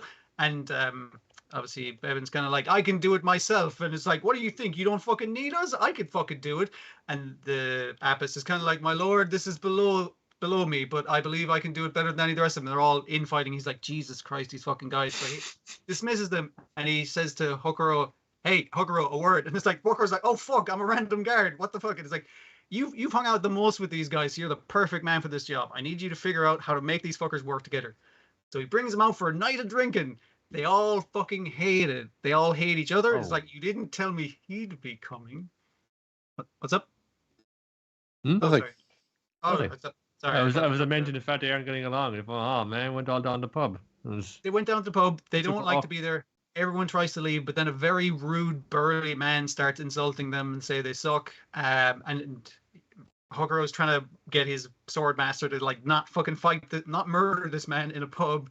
And he's like, all right. And the man's like, how about arm wrestling? It's like, it's not fighting in a big thing. And it's just like, all right, I'll wrestle you. And what do I get? It's like 100 coins. But if I win, you have to apologize to me for insulting the Big Four. And he handily fucking arm wrestles this guy into submission. Then this is like, this is a Dormouse with his metal hand. And, no, he uses his actual good hand hand? rather than his prosthetic hand. Right. I think he's ambidextrous, but Bebin gives it a go, does not fucking last. So then the biggest, toughest guy gives it a go, also gets bested. So your man's like, okay, I'm gonna step out for a piss for a second, and then Hokuro's like, oh, brilliant, right? So they're all rooting for each other now. So obviously the fourth guy's gonna challenge you, and then you're gonna throw the match just like we planned, right? And the guy's like, no way. I've made 100 gold off each of those fuckers, and the last guy said he'll play for 300 gold on top of that. So you were going to pay me 10 gold. Fucking deals off, baby. I'm the champion arm wrestler, and I'm going to fucking beat these guys and make a shit ton of money. So it kind of goes in, and Apis fucking is kicking his ass because they all of them advised him. It's like, yeah, I noticed that he's keeping the angle long, so he has a better fucking angle of reach. Is Bebin, and I did check it with our big burly guy. Is like, yeah, he rolled my wrist to make my grip less weak, and I checked the animation. I was like, fuck, he did. That's really good. So they all took each of their advice to how he's been changing it in his favor for arm wrestling, cheating, and he manages to beat him. It's really one minute cheated arm wrestling, and it works every time. Yeah, but basically, when we cut back to the king, they're all summoned again, and another guy's like, I think a different guy should handle the thing, my lord. And the king's like, yeah, you're probably right. I shouldn't get the big four who are right here in front of me to handle the job. I mean, like, there has been talk of enemy kingdoms looking at us like, oh, we're really weak now, so I think we'll probably like have to get someone else sorted. And it's like, my lord, I will handle the part of it. I'll help him out by handling the money. And it's like, find them a common enemy, and they will unite together to fight it. They will not unite on any other fucking thing. They're all fucking prideful dumbasses. But if there's one thing they have to fight together, they'll all fight it. Like in the show, the actual show before this, and all the side thing where they all fight that one guy, and it's really cool. That. Yeah. Then we've got MASHLE, Magic and Muscles, episode 7, Mash Burnedead and the Puppet Master. In which he immediately faces off with the head of the bad guys in a brief tussle as he throws the guy he turned into a puppet. The puppet of the bully, Yes. Silva. He knocks that dude out post haste, nearly steps on him, crushing his head later, and he's like, whoops, I didn't see you there, buddy. Yeah. He doesn't realize he was the puppet. He just wonders why he'd got people lying around on the floor. Like a second puppet is someone with more arms. And like, this puppet has been doing his fucking press ups. His reps. Yeah. Yeah, he's a lot fucking stronger. And I'll take your gold coin now, and just gets in the pocket, and just whips it out. Your phone has it fun. That's all I'll be needing from you. Fun saying, I was just going anywhere. Fun, I'll go fucking like no, but bring this guy to the infirmary. But I'll be back for that now later. Let's do it. Fun saying, back for what? And fun saying, it's just like, oh shit. This isn't a fun gold coin at all. This is fucking button up. Before we get to that bit, it zooms in on one of the henchmen, Love Cute, and she's like, did I just see what I thought I saw? Against the whole situation for us. It's great. Hold on, that couldn't have happened. So yeah, Mash had the puppet had grabbed the coin. It threw the coin to the coin at his boss, Abel. But as as it was flying across the room, Mash grabbed a button off the puppet's jacket, With Well, his launched bit it it, off with his teeth. yes, spat it at the coin, his coin, sending it off course, and the towards into your Abel, man's hand. towards button Abel's towards hand. Abel, and then he inhaled his own coin, sucking it back towards himself. And Lovekeep is like, that's what I thought I saw, but surely that couldn't have I happened. can't have seen that. That sounds ridiculous. It's just so repeatedly funny. We live in a world where magic exists, and that doesn't make any sense to me. Yeah. Well, yeah, I think this is the Mash key breaks thing. all the physics Yeah. by breaking physics without using any magic. Yeah. Yes, because this is the key. Mash does not make sense to magicians, except one magician at the end who goes, he's like me. He's like me for real. Yeah, that's a funny. Yeah.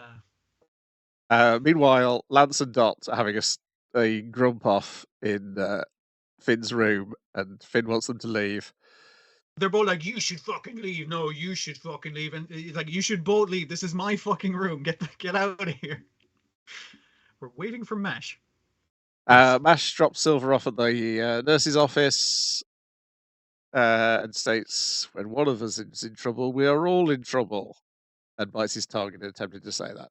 And I was like, is that line going to come back towards the end of the comic as we are now?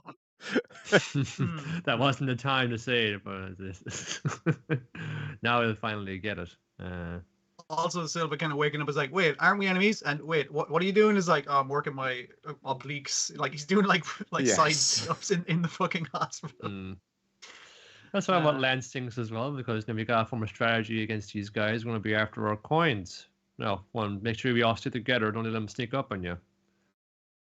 Anyway, sorry, Marsh's punishment for breaking into another his slap on the wrist. Like, I have to make it look like I'm Punisher. So you're going to clean out the owl house for a week. Like, that's not so that bad. owl house. The other owl house. This one isn't this fun. No, with the shitty owls who don't like you. That owl house. Now it's a punishment. The drawings of these owls are fantastic. They are so fucking cute. Although the back of one of them in one shot, I thought he was drawn as like the cool S. They're very simply drawn, so that I can see how I made that mistake. Lance helps them out, and the pair of them get attacked by two of the Magia Lupus members, Allure Andrew and Ansa Shinrei. Allure has a giant shuriken, and Ansa turns into a shark. And can summon a world of water. Yes. That seems like a big one. And he puts a puddle under Mash, who falls into this ocean, and Mash is blubbing. I've never swam in my whole life, basically, kind of thing. Actually, I can swim better than I thought I could, like underwater, blubbing around. While the other encounters just coming in the surface world is just been like completely this unnerving and terrifying. This dude with his physical prowess. It's a nice like after kind of thing of like this fight is serious. This is for all the beans, and Mash is just like, oh, this man has turned into a shark, and I'm underwater, and he's just like, cool. I guess I'll go like faster than the speed of sound underwater. Is that a thing I'm allowed to do? I don't care. I'm Mash. Listen, Kran's the other one above was saying, oh, this was like a life or death dude. No, but Mash is still in danger. No, he's been fine all along. He's been getting complete control. Don't worry about him. You focus on your dude. He seems pretty tough. He's throwing shurikens at you. He's throwing 2 shurikens at you. I can dodge both of those. And you guys are like, oh, this is easy. You're throwing things at me. I'll just do gravity on it. I can't crush the owls. My sister would be disappointed. She likes owls. Yeah, so as he's dodging them, he's gathering the owls by using a bag of feed that he'd opened. Like it looks like his gravity magic is fucking up. It's like a shovel falls off the fucking wall, and it's like, dude, you really fucked that up. It's like, no, it's split open the bag of feed, making all the owls go over there. Now there's no owls protecting you from my gravity. And then he just smashes the shit out of this guy, and then explains, "You're fighting for power, but I'm fighting for my little sister." Yeah, I like the way it keeps reminding us, like, this isn't a good person. He's just a weird creep whose interests align with our heroes. He's just like, but she's not here. She didn't see any. She could have lied about it, but that'd be lying to your little sisters. I would never do that. I gotta do it for real. I gotta be a good boy for real. It's not his conscience that is allowing him to protect the owls. It's the fact that his sister would give out to him if she found he crushed any owls using his gravity magic. Like a better, more decent person is making him a decent person by default. Yeah. And yeah, Who's Mash racing who? just smashes the sea shark guy even when he turns into an even more monstrous shark. Just by swimming at him, like his repeated like strokes are just hitting the dude in the stomach. Yeah, the Yeah. drawing of the shark man when he's initial shark man when he's looking worried, and then when the shark man pulls a wand out is a very funny drawing. Because it's got like muscly arms, but on the end it just has like fins. It's a really funny look. Yes, yeah. they take the gold off them, and Lance does like a cool speech, and then Mash interrupts and goes, "Well, that seems a lot easier than we thought it was going to be." He's like, "You're not supposed to say that out loud." No, we gotta look cool. Oh man, This guy stick together. We can beat these guys. But I said, oh yeah, but if it's like them, we ran. Sure, no bottom. But it was wrapped up by the end of the series. But then Abyss Razor shows up, mysterious masked member of the Magia Lupus. He's got a strange eye we can see through. Yeah, so fast. Can evade even Mash's attacks. It's over there. Evade the gravity magic, and he's just like, I'm just here to pick up my two associates, and they're just like, yeah, but you look really suspicious with the mask. It's like, I apologize for looking suspicious with the mask. I literally just came back for these guys. I wasn't bullshitting you. Take it easy, lads. All right.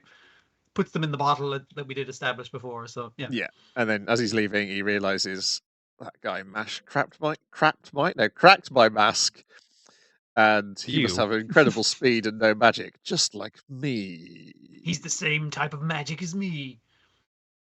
This is like the One Piece thing where you're waiting for ages, like I got lightning, and you're just waiting for him to fight Luffy, who is made of rubber.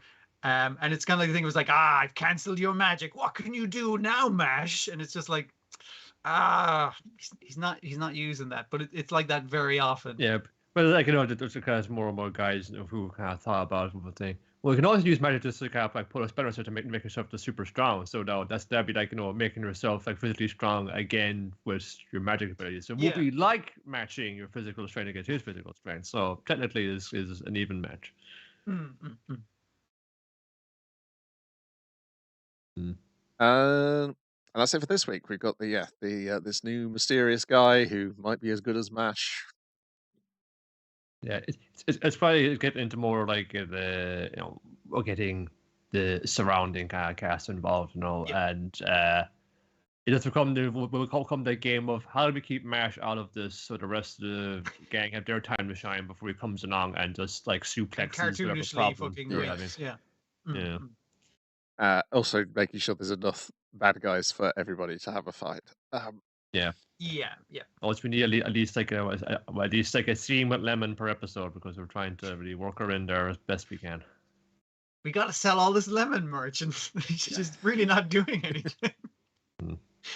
I don't think Mash takes quite as long as Saitama does to show to a fight, though.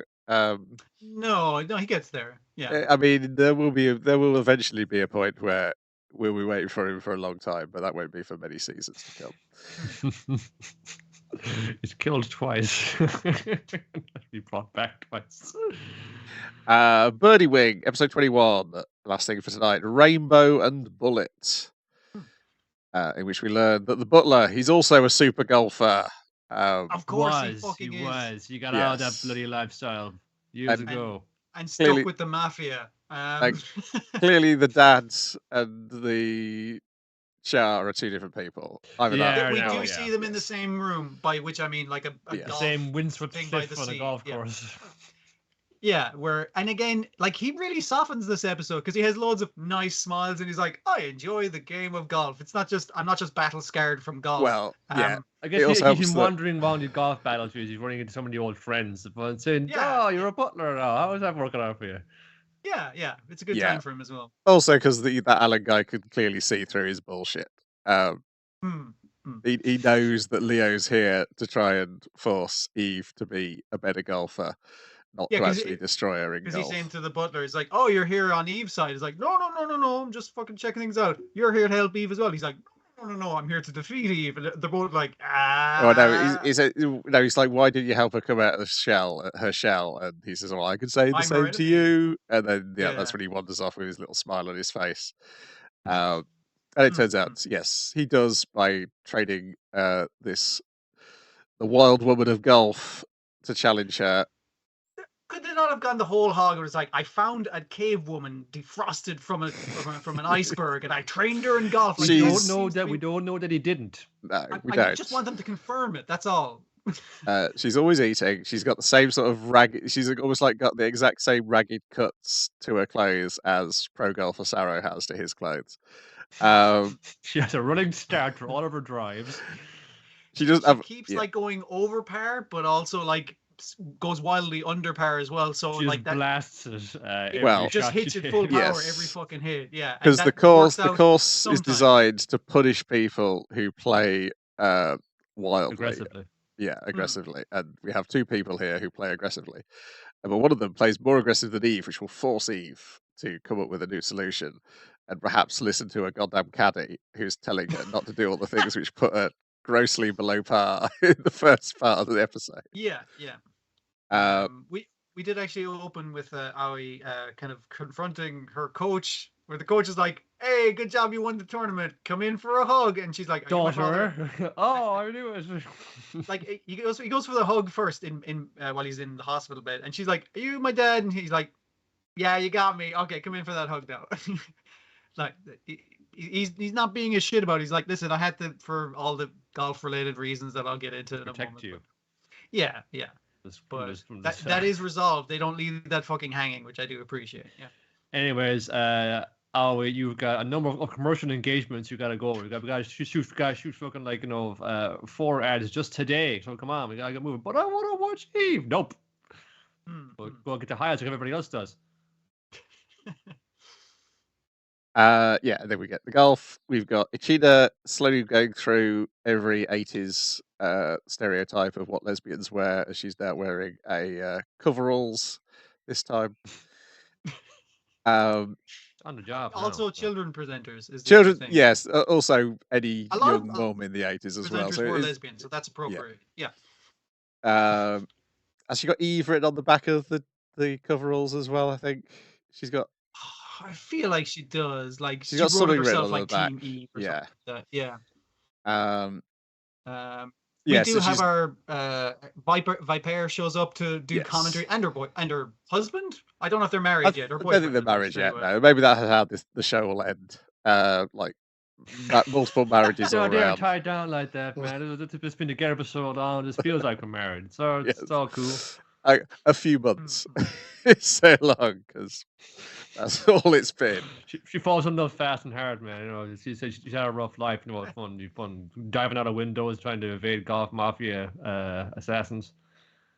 It's great that Viper again continues to be like this very supportive character, considering her original introduction and her creepy ex-mafioso boyfriend who's always wearing black. It's just like a really nice man. They're just a nice couple, really. They're lovely. She's seen for herself now. She's gone far beyond anything I even know from the world of underground golf. She's surpassed it. She's moved on because she spends the whole it's the second or third day of the event. She's trying to make up her score, but she's practicing combining rainbow bullets.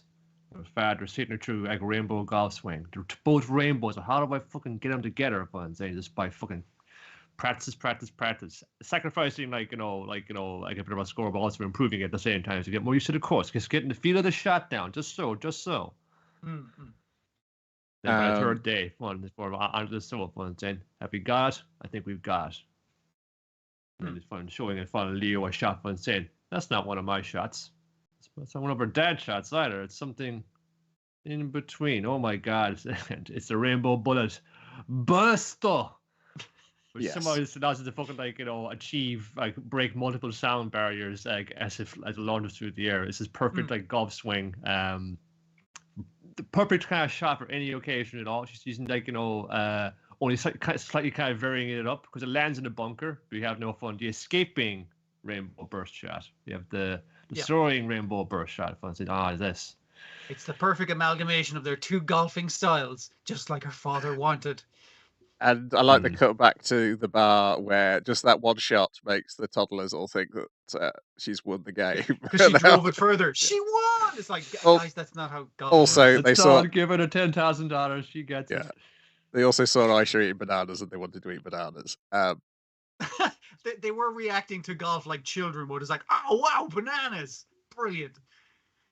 It's one shot and whoever drives it further wins, right? That's how golf works, yeah? Well, it has in the past in this show, so that's true. I like that the professional course has more traps for a golfer than the underground mafia course that was on hydraulics. It's like this is a trickier course. In Scotland. Yeah. It's like if you go land here, you can't see where the hole is. If you take it too far, you fall down a terrible slope. There's a massive lake which she comes undone on because she thinks she can skim it with her indigo, and despite what everything Ichida tells her is correct, and she doesn't listen to her. Yes, until she outdoes Aisha because Aisha starts getting wilder as as Eve starts catching up with her. So where she's going to come undone. The can style now. Yeah. I think that's where it ends with them. Oh, does it end with Viper leaving because she's like, I don't need to see the rest of this. I know who's going to win. Yeah. That's like another like day's play to go, or maybe just like the remainder of this day or whatever before actually they put a button in it. So maybe like Aisha might have some kind of like comeback, something to keep it in the chamber, so to speak. Because she uses the cannon style, and a cannonball always beats a bullet or something like that. Yes. But can a cannonball be the rainbow? That's the question. I did like the like cutting back to Aoi, just like establishing the stuff as like her caddy talking to the mother and going like, it's like, she's not under your control anymore. It's like, yeah, but she still needs to fulfill her contractual obligations. I'll try and keep the old man off her because, as we now know, the grandpa's the real villain of the fucking whole show. But yeah. They also comment that she hasn't. Aoi hasn't got mad at her mum or her granddad, and she doesn't hold it against them. She still loves golf. So yeah. I kind of wonder how much longer it's got like in it, because we have. Are you hearing a buzzing noise, Dwayne? Yeah, it must be coming from Niall then. That's just my sound, my voice jerks. Okay, it's gone now. Weird. Sorry, say again, man. That's okay. I wonder how much more was gone left in it, or did they plan to make more of this? Because I thought, they probably could get this all done in the two chunks. But I know I haven't gotten quite to the real bottom of what Leo's kind of part in all this is. Like, did he get all those scars from playing golf? Was it separate? It is scars from a more violent sport, so they're forced him to kind of to go down and play golf instead. But oh no, golf is actually more violent somehow because it actually people get killed in this. And also then the big bad lady who's at the very, very end of the lineup in the credits is like, oh yeah, we want to get a little time to set her up, don't you? She seems like news. And then eventually, obviously, even now, we must have their final confrontation. The climactic final duel. Yeah. Yeah. And the golf mafia is probably going to have one last bite at this. Some one last ridiculous turn that puts everything in jeopardy.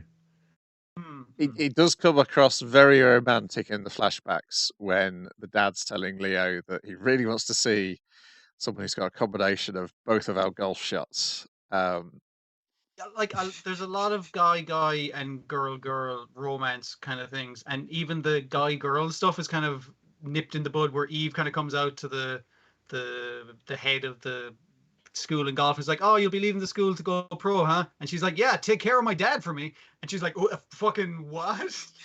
Like, yeah, he's way older than you. Had you not thought this through when you were trying to court him for this entire fucking show? Actually, yeah, I got to think about it. It's like, hey, Leo, if you and me had a child, what kind of golfer would she be? That's what it felt like. That's definitely what it felt like. Yeah. But we're too, it'll never work, huh? But there are other ways. It's like science is coming along and leaps and bounds, and so was golf. I mean, he's not asking for him to be like a co-donor or anything. He's just like, also train my daughter in golf, and she will be our golf child. Yes. Put lots of rainbows in there. Yeah, we've still not, like I said, the one of his rightly ticks, particularly when he's in using the Freeze, is for there to be the Freeze Secret Service involved somehow. So it's possibly that Leo's a Gulf spy. Oh my god, yeah! Fuck, that'd be excellent. Oh, well, it was a golf mafia. There must be like a golf FBI who was hunting him down. Golf Interpol. But that's it for this week. Nothing else. Next week, no Hell's Paradise. Much less. And there won't be Detective Conan because that will be in the following week's episode. Yeah. Okay. So yeah, one thing less. Is there anything else hitting the skids? Other things that we're not paying much attention to, besides the fact they're hitting the skids? I can't remember if there's I think there might be something else which is taking a week off. I can't remember what it is. It might have been the following week, though. I'm not sure. I know there was some dog shit thing, which was already dog shit, which took like a week off like this. So it must be some real break in the chain if it's even affecting that hunk of junk. Yeah. Just watch out. It could happen to anything you watch. You could be watching it right now, and it could be put on hiatus. But beware. Well, I'm going to guess. I'm going to put a bet that Chibi Godzilla Raids Again won't go on hiatus. I think that they probably have it down, and it being short is helping a lot. Yeah, I suspect they also may have made them all already. Yeah. And there's like extra things which are just in Japanese, I noticed, which are even cheaper. Right, yeah, that's it for this week. We'll be back next week with a little bit less of the same. Ta-ta for now.